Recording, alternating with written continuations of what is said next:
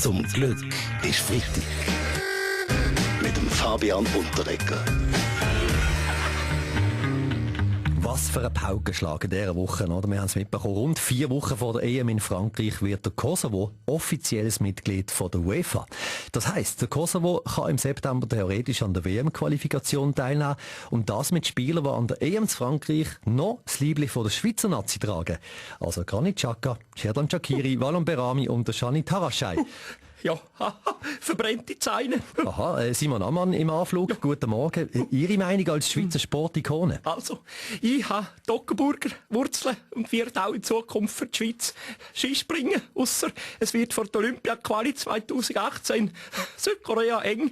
Dann würde ich es mir vielleicht noch überlegen, für den Kosovo zu springen. Oder auch fürs Koniland oder für das Kernkraftwerk Gösgen. Ist alles ein bisschen das Gleiche. Also, wenn man weiss, dass die Schweiz gerade auch durch Flüchtlinge und Migration gute Fußballer bekommen hat, ist es vielleicht nicht so gescheit, wenn man um die Schweiz herum jetzt einen Stacheldraht ziehen. Das will aber der SVP-Asylhardliner, der Andreas Glarner.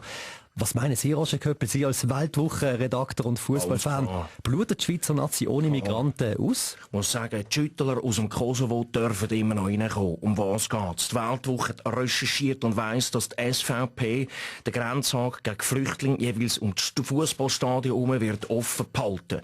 Flüchtlinge aus dem Kosovo, aber auch aus anderen Ländern dürfen so weiterhin in die Schweiz einwandern. Dann, wenn sie schon mal in der Champions League geshootet haben, einen Master in Wirtschaftswissenschaften haben und Mitglied bei der SVP, bei der AUNS und natürlich beim SAC sind. Ja. Die Regelung gilt allerdings nicht für Eskimos, Kannibalen und Hobbits, weil die keine politischen Flüchtlinge, sondern nur Fußballflüchtlinge sind, wo sich klar weiss, das müssen Sie wissen, bei uns ist gemacht, der Nazi-Nest legen, Punkt.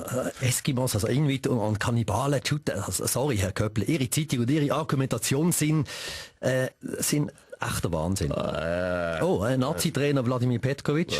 Sie sind aus Belgrad, Bosnien. Wie viel Schweiz steckt in den Nazispielern oder eben auch Trainer? Darf ich schnell einen Test machen mit Ihnen?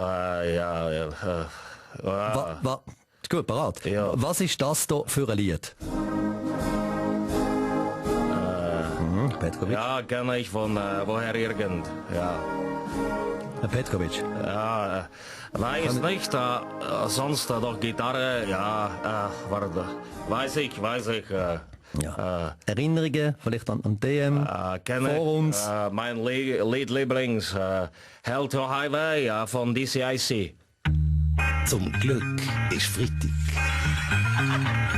Mit dem Fabian Unterreger.